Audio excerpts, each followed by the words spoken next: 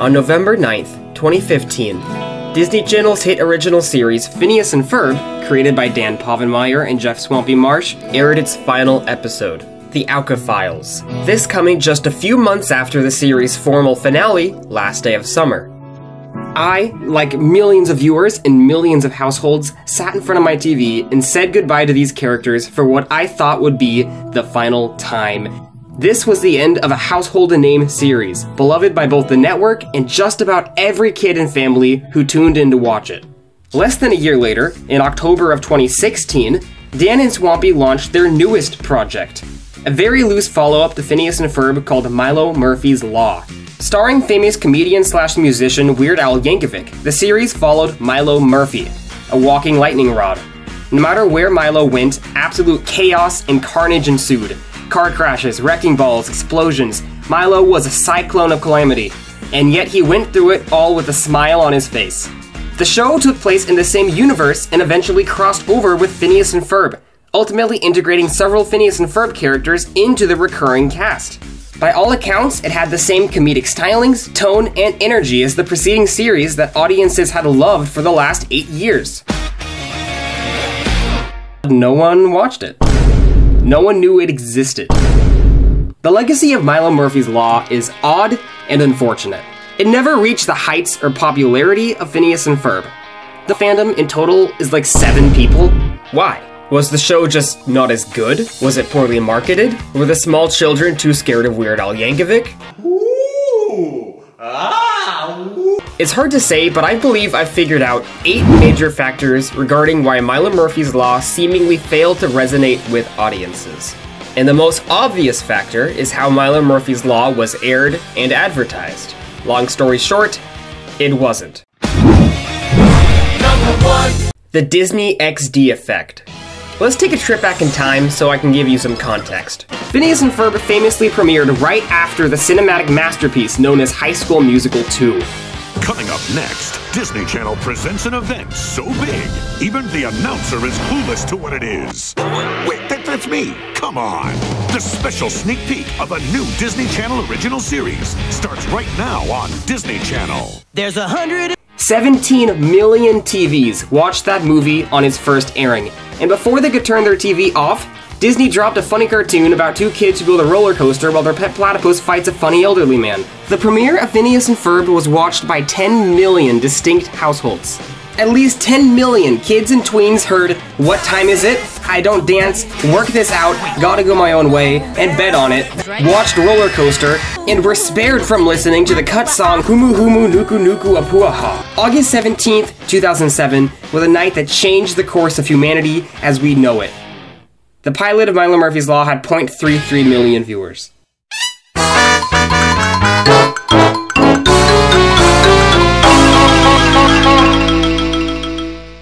Milo Murphy's Law was fated to what Dan Povenmire has described as the red-headed step-sibling of the Disney Channel, Disney XD, a poorly promoted channel where shows and ratings went to die. In the mid-2000s, Disney Channel was struggling to connect with the male audience. The kids on the playground evidently saw Disney as the girls' channel. Hannah Montana, Kim Possible, and That's So Raven all had girls in them. That's gross. And while all the little sissies like me sat through every episode of Hannah Montana with a smile on their face probably more than once, the majority of boys wanted to go watch mature content for men, like SpongeBob on Nickelodeon, or Ben 10 on Cartoon Network. Disney, unable to make the Disney Channel appeal to boys, opted to open a new channel, the most masculine, testosterone-fueled channel in the history of the human race, Disney XD. The ads were like, "Whoa, look at these kids on skateboards! These characters are on skateboards! You can't watch that on the Disney Channel! Come to the dark, edgy, epic Disney XD!" Alright! Here's a llama, there's a llama, and another llama over there. We've got llamas to spare. Disney XD worked for like a year, but then after that, all of the kids on the playground stopped caring about it. Just completely. XD wasn't included in most cable packages, meaning parents usually had to pay extra for it. When their kids stopped begging for them to keep it, they usually stopped paying. And this left only the XD show's core audiences still watching them. Random kids, the casual audience that made up the vast majority of the demographic, wasn't watching Disney XD, they were watching Disney Channel. XD represented the text emoticon for "I'm laughing, I'm dead." This was ironic, because no one was laughing, and the channel was dead. To give you some perspective, Gravity Falls Season 1 aired on the Disney Channel.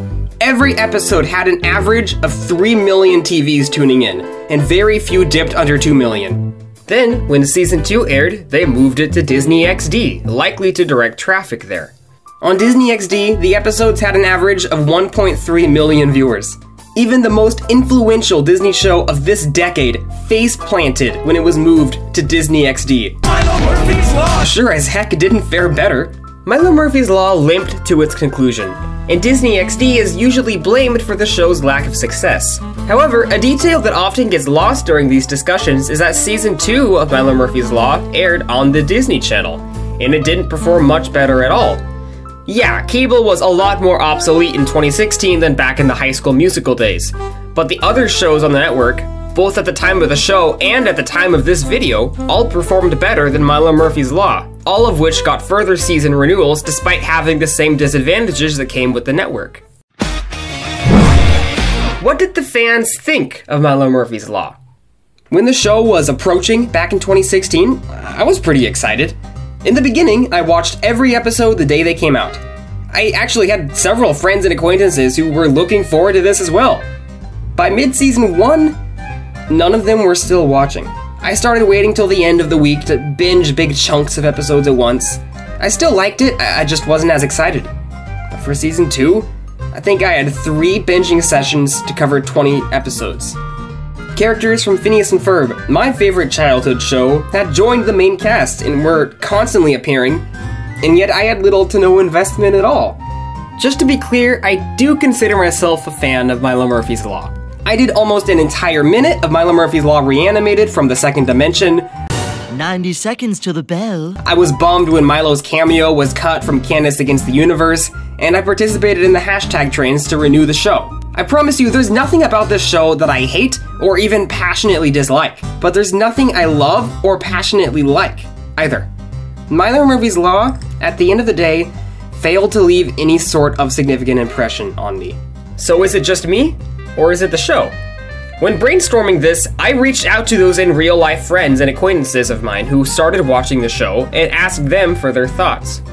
They said it was forgettable, predictable, it had its merits, but it lacked the spark of Phineas and Ferb. We were on the same page. And the remaining 7 factors are qualities and attributes of the show itself, all of which might be fine on their own, but cumulatively add up to a less satisfying viewing experience than most other shows on the network offered, chief among them Phineas and Ferb. From my service level peeks into the Milo Murphy's Law and Phineas and Ferb online fandoms, everyone seems super nice. I don't want to take away from anyone's love for the show. I don't want this to become a safe haven for like maybe all 5 of the nasty MML haters who might exist out in the world and want to beat the show in the comments. I just want to discuss something that I've found really interesting for several years now. To the best of my knowledge, this is the first piece of negative Dwampy-verse commentary on the internet, so let's critique a show which is entirely about making the best of the world. In the words of Super Mario, let's review Milo Murphy's Law.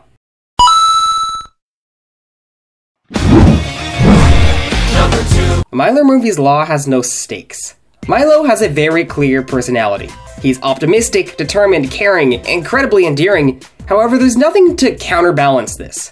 Despite having the world devolve into chaos around him at every turn, he has a smile on his face and no fear. In the pilot episodes, Milo goes out of his way to ensure the other characters, and therefore the audience, that everything will turn out absolutely fine and no one will be hurt. What if this rock is all that's holding this up? Don't worry, I'm sure it'll all work out. You know, we have no idea where these treks go. I'm sure it'll all work out. How do you know? Because it has so far. It's a bold choice. When I first thought about it, it seemed pretty clever. Disney, for obvious reasons, wasn't going to let its child characters die. No one would realistically tune into an episode of Milo Murphy's Law and expect a boulder to fall on Melissa, rupturing her spleen and causing her to bleed out as Milo watches helplessly. So why pretend there's real danger? Why is joking about the lack of real stakes an issue? The reason is that the central conflict and gimmick of the show, things going wrong at every turn, simply becomes cosmetic. If the characters don't face any serious inconvenience from what's happening, then the utter chaos only has one function left: to be a joke. But after half a season, seeing a truck flip over or hearing chickens cluck off-screen loses a certain amount of its appeal that it had early on. The moments of actual entertainment from these became few and far between, and they stopped being clever uses of the environment they're in and simply became random occurrences. Episodes like Rooting for the Enemy, where Milo specifically takes advantage of Murphy's Law, are few and far between. Most episodes see the characters in casual situations which arbitrarily go wrong, leaving them to escape. All of these moments become distractions. They temporarily block the characters from achieving their attainable goals, setting them back a minute or two at most. Phineas and Ferb doesn't have any real stakes either. No one was expecting Candace to actually bust her brothers, and no one was expecting Doofenshmirtz to actually win in any meaningful way, because both of those would end the show. But the reason it works here is because the disappearance of the invention and the destruction of the Inator were always the punchline to the episode itself. Phineas and Ferb's giant bowling ball collides with Doofenshmirtz's robotic penguins like bowling pins and destroys them all. Phineas and Ferb's rainbow distracts a fisherman who accidentally pops Doofenia with his hook and causes the city to collapse into the ocean. The Duplicatinator multiplies the Peritronic, causing a second Peritronic to fall on the first, catapulting them to roll down the street, never to be seen again. There are hundreds of these, and in 4 seasons, it never got old. Phineas and Ferb's central gimmick is like a Mad Lib. It's infinitely repeatable and infinitely enjoyable. Meanwhile, Milo Murphy's Law premise of something goes wrong unexpectedly is too vague to provide the same level of satisfaction. On top of that, this climactic point only happens once per episode. It's the icing on top. In Milo Murphy's Law, the things going wrong happen about 10 times per episode. The mockery of actual stakes happens far more frequently, and it's a far more limited premise to begin with. In most shows, things going wrong are the results of the character's own flaws. This can be a protagonist. Weirdmageddon starts because Mabel wants summer to last forever and gets manipulated by Bill. The conflict of just about every Big City Greens episode happens because Cricket is an impatient and sneaky little kid who causes something to go wrong. It can also be an antagonist. Most Transformers shows wouldn't have a plot if it weren't for Megatron and the Decepticons stirring up trouble each episode. Kim Possible was usually called into action because of a maniacal villain somewhere else in the world. I'm assuming, I haven't actually seen that show. It isn't random. The obstacles the characters face are created by the characters, whether it be antagonists or the protagonists themselves. In Milo Murphy's Law, every obstacle the characters have to face is a complete random occurrence. On top of this, showing them constantly outmaneuvering the things that go wrong depicts them as completely confident and really without flaws. Zack is a bit cowardly at first, but he grows out of this pretty quickly. Cavendish and Dakota fail their every mission simply because Milo walks in the room, not because of anything they specifically did. The premise of the show is that anything can go wrong at any time, but in reality, nothing goes wrong in any significant way. Milo Murphy is a passive protagonist. Milo doesn't have goals. I used to have goals. Sure, in the occasional episode, he'll need to get to school on time or find his missing doctor's note. But in the series as a whole, zooming out, there's nothing that he's striving to do just in general. He's completely content with his life. How do you live like this? How do you live like that? What do you mean? I mean, you want to live like those other kids? They took a bus to school today. A bus! Does that seem like more fun to you? Which can be fine for characters, but probably not protagonists. Milo doesn't spur the plot of any episode into action. Murphy's Law does. Milo didn't choose to enter an underground society. The subway car disconnected and took him. Milo doesn't choose to tag along with Cavendish and Dakota to the future. The car door locks him in. Likewise, Milo's friends Zack and Melissa spend the majority of episodes playing damage control.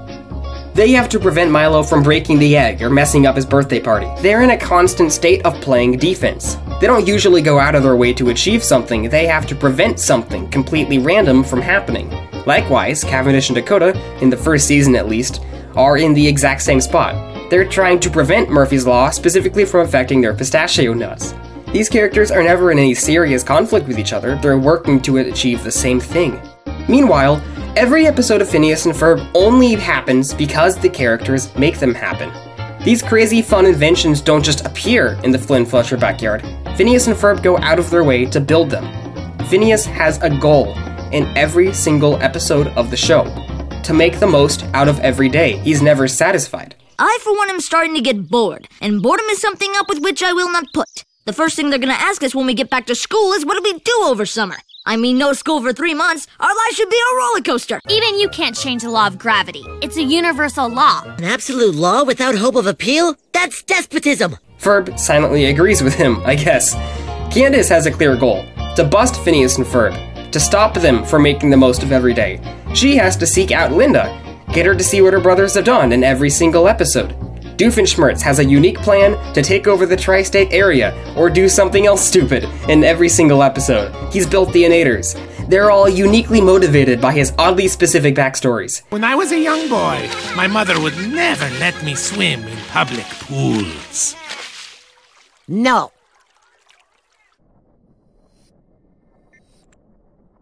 Erasing a video from the internet, winning the Grand Prix race, are all unattainable desires that he fights for in every single episode, while Perry the Platypus is steadfastly motivated to stop him, all while keeping his identity a secret at all costs.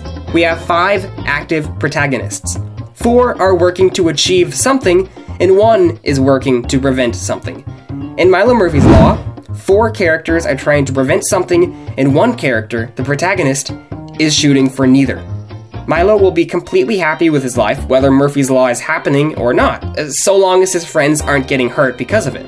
Although, as he stated before, his friends are rarely in the crossfire, and he rarely has reason to be concerned, because Milo Murphy's Law has static characters. A static character is a character who doesn't change. They don't really learn, they don't really grow, there's nothing wrong with this. All 5 Phineas and Ferb characters that I just mentioned are static. Sure, sometimes Candace learns to appreciate her brothers, but she'll be busting by the next episode. They don't have any real visible change across the 4 seasons. But the key difference is that the world around these characters is static as well. Unlike Phineas and Ferb, Milo Murphy's Law has a complex interwoven plot throughout both seasons. In the first major storyline alone, 2 low-ranking time travelers from the year 2175, Cavendish and Dakota, are tasked with protecting the pistachio nut in the year 2016 to prevent its extinction. Eventually, Milo accidentally creates a sentient blob in science class which merges with a pistachio nut. Because of this, mutated pistachio monsters called pistachions take over the future in 2175, led by King Pistachio. Cavendish helped just in time because of a letter from Milo, which had told him the exact time and date to help them, which was written in 1955, given to them by Orton Malson, the creator of popular sci-fi show Dr. Zone, after the pistachions in the present. However, the Pistachion monster left in the time stream, King Pistachion's nephew Derek, arrives in 1955, where he becomes an intern for Orton Malson on the set of Dr. Zone. Milo, Cavendish, and Dakota, in 1965, Orson find the world completely taken over by Pistachion monsters and have to sneak through the sewers to find the eventual inventor of time travel, Dr. Doofenshmirtz. Paths cross, worlds collide. Doofenshmirtz reads the memoir and returns to this exact moment to welcome Orton on board his time vehicle, where they travel back to 1955 and shoot Derek with a soda, destroying him before he could commence his plan in restoring the timeline to normal. It's a pretty fun time. Really goofy time travel hijinks as this one specific type of nut tries to take over the world. But the issue is that the story and the status quo change rapidly, but the characters don't. This story doesn't complement any characters. No one has any specific attachment to the pistachio nuts. No goals, no motivations. Cavendish and Dakota are simply assigned to protect it. They don't really want to protect it. I will say though, Cavendish and Dakota are saving the world to get approval and a promotion from their boss, Mr. Block. In Season 2, Cavendish strikes down on his own, not wanting to endanger Dakota, and Dakota goes on a mission to find his friend. So, on this front, they're good. Their personal stakes do align with the story stakes, but Milo, Melissa, and Zach don't have personal stakes. They're simply there, grabbed by the story and yanked along with it at every turn. The biggest example of this is the Season 2 finale, Sphere and Loathing in Outer Space. These aliens, the Octavians, abduct Milo from his home and tell him that he has to stop a massive sphere of negative probability ions. He's a bit nervous, sure, but he ultimately does it with the help of the others. Not only is this a perfect example of him being passive, letting the story pull him everywhere, he's completely static as well. He doesn't learn anything. He doesn't change, because he's the ideal person from the beginning. The protagonist of a show can't be inactive and static. Phineas is usually a static character, with a few noteworthy exceptions. because he too is already the ideal person. All of the Phineas and Ferb characters are static because it's a completely episodic show, but they're all still active, and that's what makes them engaging. Milo Murphy's Law is still mostly episodic, but it has massive arcs and plot developments that constantly change the story throughout.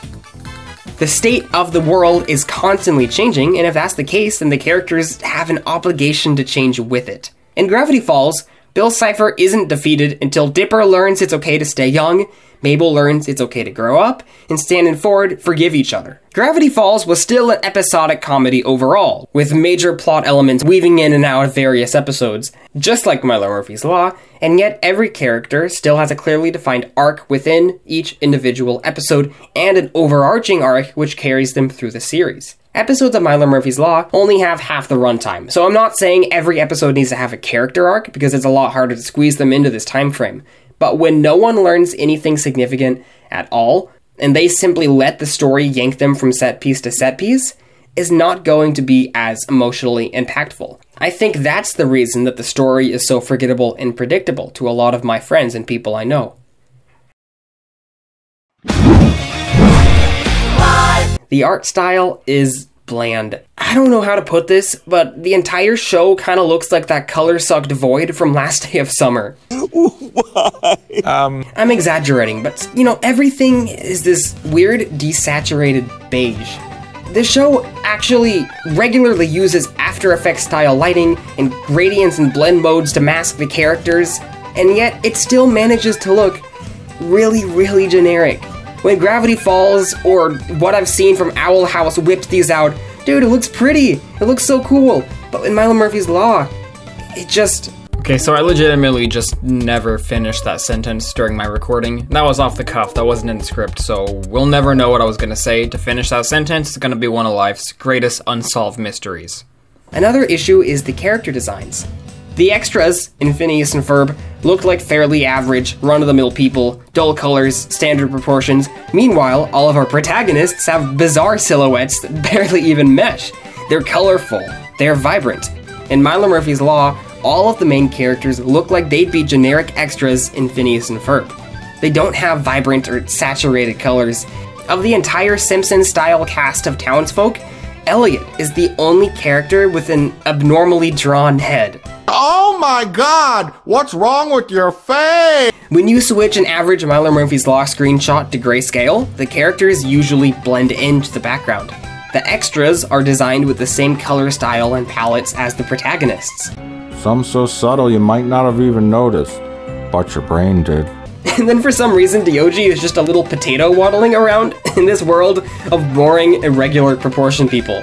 Like, dogs look like dogs in this universe. Why did Dioji look like this? He's so perfect. I want him to lick me. I want him to lick me forever. Imagine how much better Milo Murphy's Law would have looked if it starred Curvilinear Triangle Milo, Hexagon Melissa, Polygon Zach, Star Sarah, Dodecahedron Dakota, or Compound of Dodecahedron and Icosahedron Cavendish.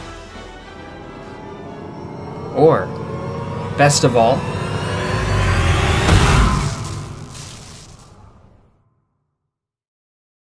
I know that Dan Povenmire is watching this right now, and he's just kicking himself that he didn't come up with designs this great.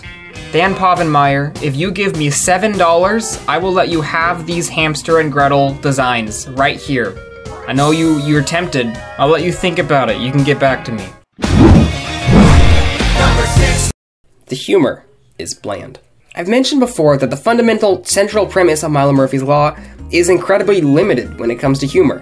When the story is stopped every minute or so for something dramatic to go wrong, it's usually written the same way every time. Most of the other jokes are dialogue exchanges. And don't get me wrong, these can make me laugh. It's dark and dirty and full of weird smells. That was their ad campaign last year. They following us? Close enough that they can hear you. But nothing sticks in my head.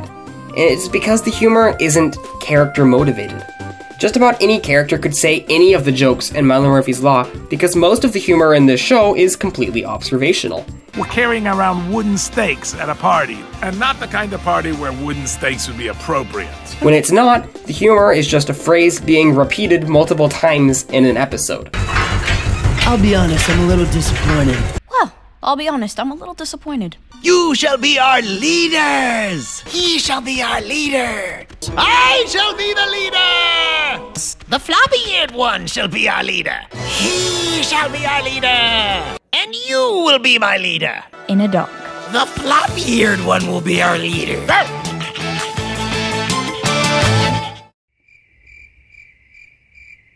None of these are jokes. Why does Scott want someone to be a leader? It's not like he's some subservient character looking to be controlled. He's just a crazy guy. And even if he were subservient, it still wouldn't really be funny. Scott the Undergrounder feels like how the detached, suit-wearing executives would write Dr. Doofenshmirtz. The examples I've shown are unfortunately indicative of most of the humor in the series. For the most part, things fall over, characters make observations, or random phrases get repeated.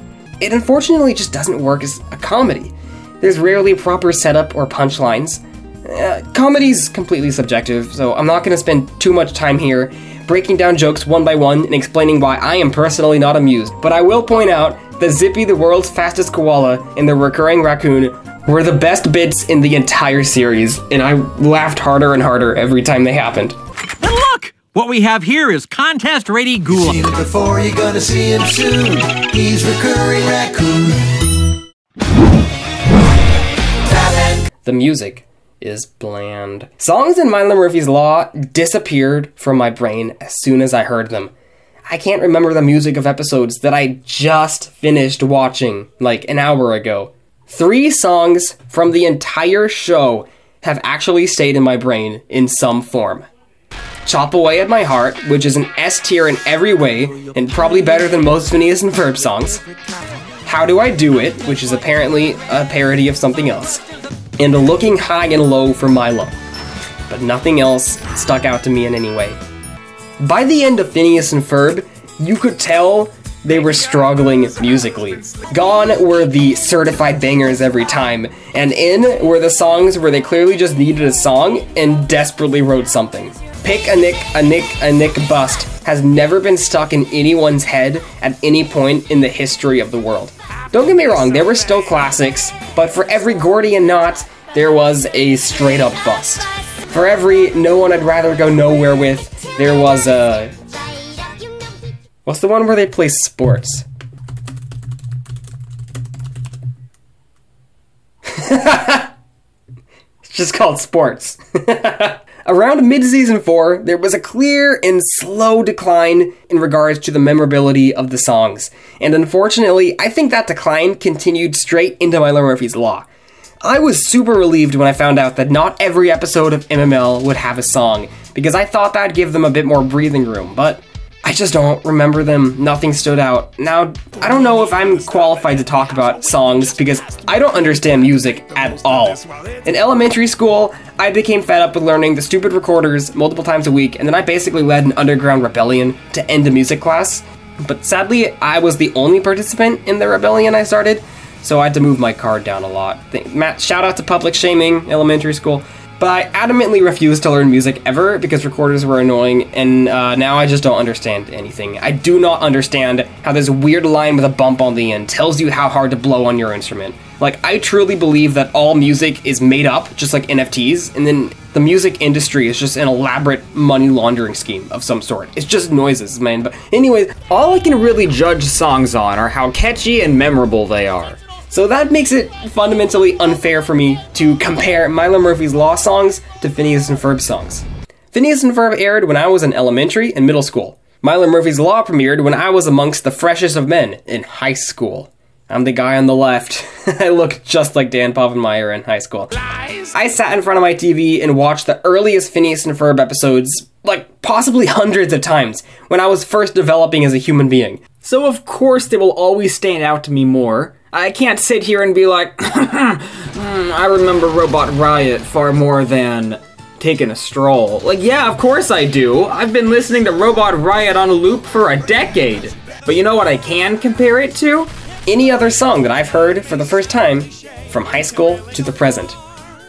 Here are some songs that got stuck in my head immediately. Yes, that's a good song. That song. That was the song for sure.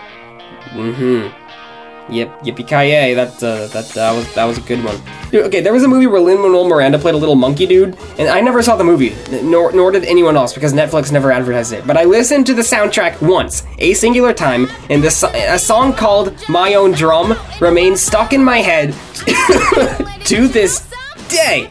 So anyways, the point I'm trying to make is that my head is extremely susceptible to catchy songs. I have a small and weak mind, and yet none of the songs in Milo Murphy's Law manage to make any sort of musical impact in there. They're not renting any apartments up there. They're nowhere. Every song in Milo Murphy's Law felt the same to me, and I remember just being kind of sad about that. And one day, years after the end of the show, it all made sense. On all the 350, 400 songs in Phineas and Ferb, there's one song that I wrote all by myself.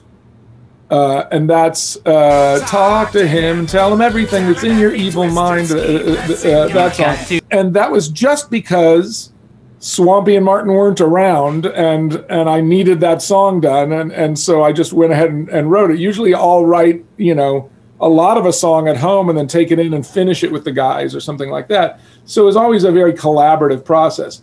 When it got to Milo, Swampy and Martin were both very busy on outside things. Yeah. And so out of the probably 50 or 60 songs we wrote for Milo, I wrote probably more than half of them just in this room I'm sitting in right now. I've got to clarify, I really enjoy Dan Povenmire. I was a huge fan of him way before he was famous on TikTok. When I had the chance to meet him in high school, he drew me a beak suit centered around Ferb. And as soon as I went home, I framed it above my desk in a Dollar Tree frame, where it stayed for 5 years.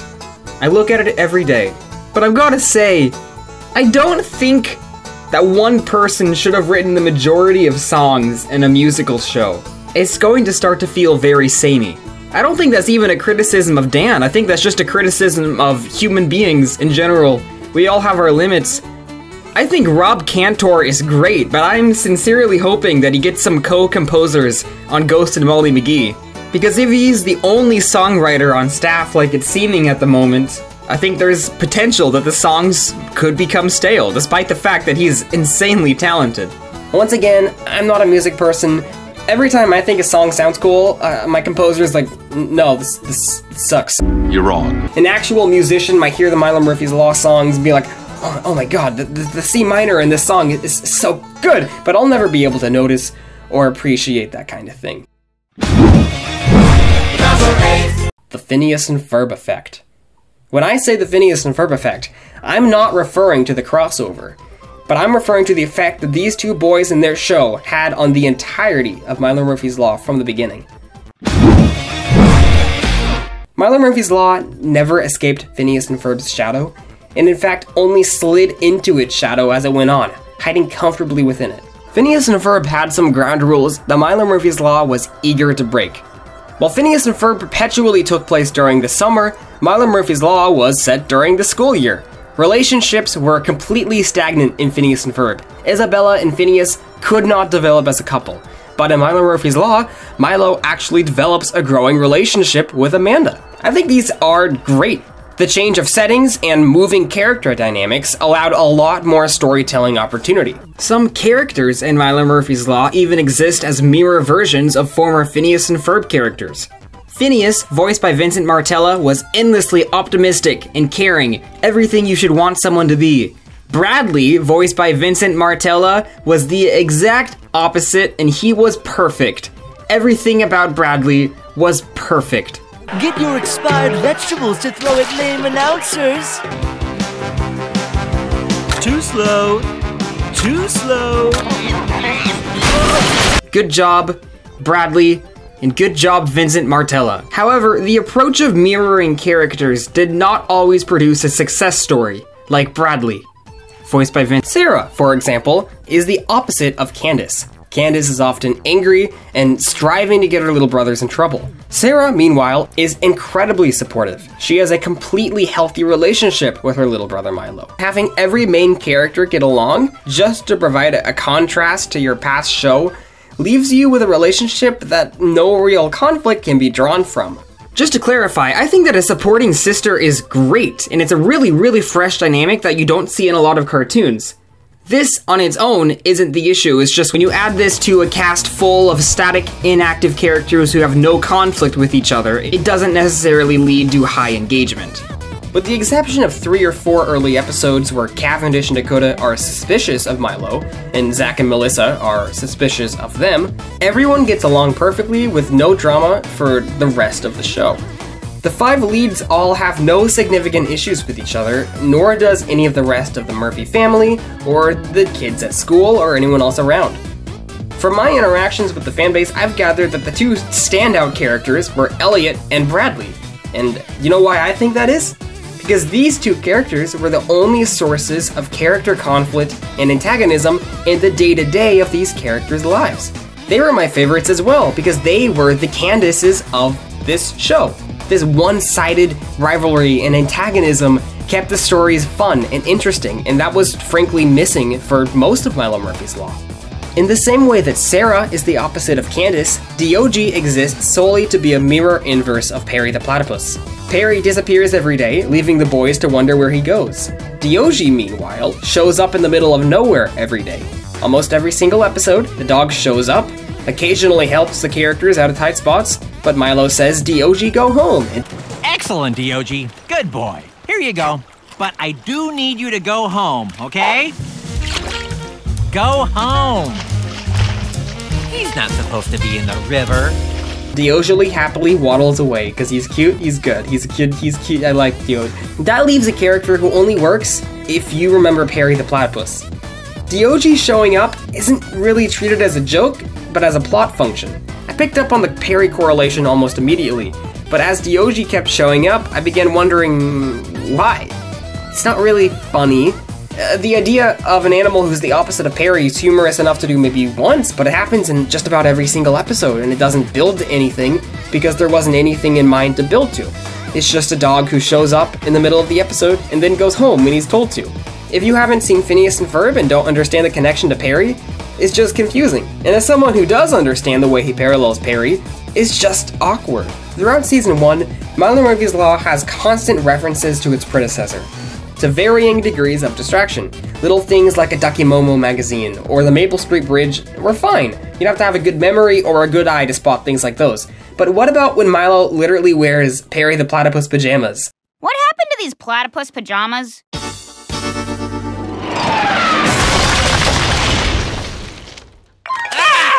Or when an extra mentions Football Like 7. It's like Football Like 7! What about when Dakota sings Squirrels in My Pants? Hey, there's squirrels in my pants. There's squirrels in my pants. Squirrels in my pants. The characters in Milo Murphy's Law shouldn't even know about these.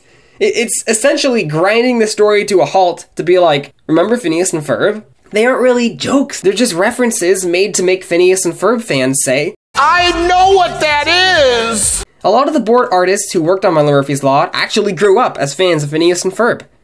You know, it's always great when you get to help create the show you've loved all your life. What do you mean, always? That never happens. When in the history of the universe, other than this time, has that ever happened? They saw opportunities and snuck these references in, and Dan and Swampy didn't say no. I love Phineas and Ferb, as you can tell, but these seriously held the show back for me. It felt like the show wasn't even confident in itself and its own ideas, and needed to keep calling back to the previous series that was a hit. The sheer frequency of these references started to feel like Dan and Swampy would have rather been making Phineas and Ferb. And then, on July 21st, 2017, we got an announcement. A Milo Murphy's Law / Phineas and Ferb crossover was happening, and it was happening soon. One eternity later. It didn't happen soon. Due to Disney XD inventing incompetence, Doofenshmirtz's first surprise appearance at the end of Season 1 was spoiled in the trailer for the episode. The Milo Murphy's Law Phineas and Ferb crossover begins Saturday on Disney XD. And then the titular crossover was delayed from April 2018 to August 2018 to January 2019. Luckily for us avid fans, the crossover released 4 months early in Japan, in English and full HD. Quite ironically, everything that could have gone wrong with this crossover did. 1.5. Okay, I had a massive section here where I talked about the crossover, but we're low on time. I want to get this out on the 5th anniversary, so I'll just say Isabella did not do enough. I was very sad at how small her role was. Justice for Isabella. We're moving on.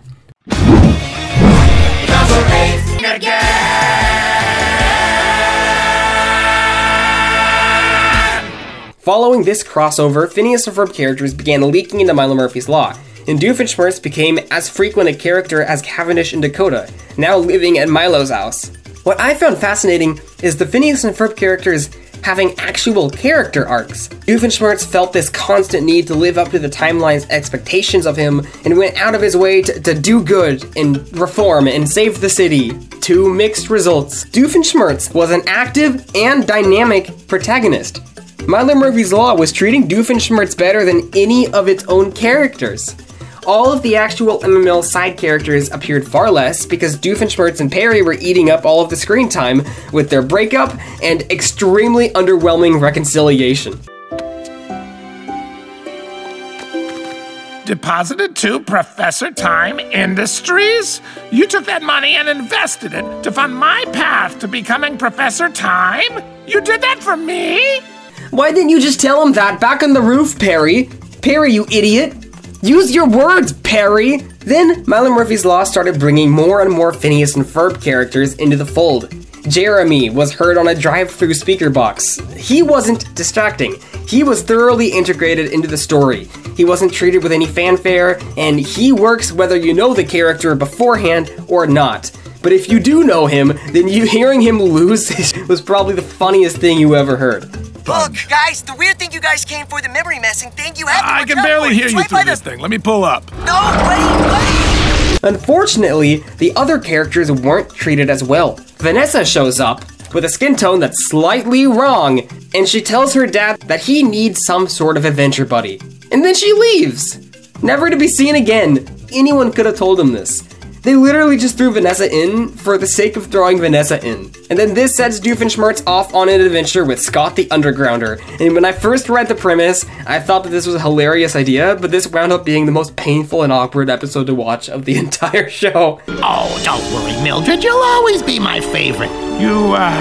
Oh my goodness. You know that's a milk carton, right? You know you're my favorite. Right? Don't you act sassy with me. I guess he can't hear me because he's talking to a milk carton. Other waste was Norm in the episode The Goulash Legacy. Apparently the fandom really likes this episode, but to me, it's the embodiment of so many things that don't work about the show. Norman didn't need to be here. And I love Norm, but he didn't do anything. The body that the goulash takes didn't need to be Norm's body. Norm has like 5 lines, none of which are particularly funny. I know comedy is subjective, but this episode just didn't make me laugh. Sorry, Mom. Are you kidding? My goulash is a flying sentient robot! In your face, Margaret Belashazi! Oh, whatever, Bridget. She always wins the contest. It's not really a joke. There's no setup or punchline. It's just like nothing, really. Another weird thing about Milo Murphy's Law is that despite having a Simpsons-style cast of characters, it barely introduced any of those characters. Characters would just say a line in the background, and I had no clue they were someone important. I thought they were just extras. Then all of a sudden, like 6 episodes in, they do something important, and you're like, do I know them? I didn't realize Trucker Ted was an actual character to pay attention to until his 12th and final appearance. I never put it together that this was the same trucker as before because I didn't remember any of his previous appearances. They disappeared from my brain. In the episode Ride Along Little Doggy, at the end of season 2, Lydia appears as Zach's performance partner, and I thought this was her character introduction. No, she'd been a recurring character with speaking lines since the pilot, but she was just never formally introduced. I didn't realize that Chad and Mort were different characters until the Halloween episode at the very end of season 1. They designed 2 recurring characters with the exact same color palette, proportions, and ethnicity, and didn't tell us they were different. If you were to make Minecraft skins of Chad and Mort, they would be the same Minecraft skin. Minecraft skin design theory is very well known in the industry, is the first thing you learn at art school, and it has been for 50 years, so I don't know how they missed this. It felt like Milo Murphy's Law didn't care about its characters, only building up the Phineas and Ferb guys. They did some fun stuff with them and took them in their own directions, but at the expense of their own original characters. It reminds me of how Star Wars Rebels continued the Clone Wars. Every time Rebels introduced a character from its cancelled predecessor, they handled their story perfectly. They put an insane amount of love and care into giving them the perfect send-off and conclusion that they didn't get in the previous show. And then when it came to their own characters, the writers were just sitting there, you know, Ezra, our protagonist? What was his personality again? Milo Murphy's Law was stuck in Phineas and Ferb's shadow, and it never emerged from it because it never chose to. It wound up using Phineas and Ferb as a crutch, and it never fully developed its own identity. And I always found that to be a shame, because I thought it could have been so much more.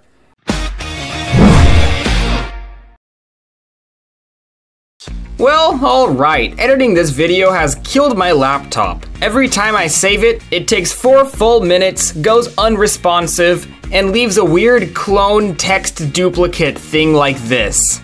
I'm sure the export's gonna be smooth and have no problems whatsoever.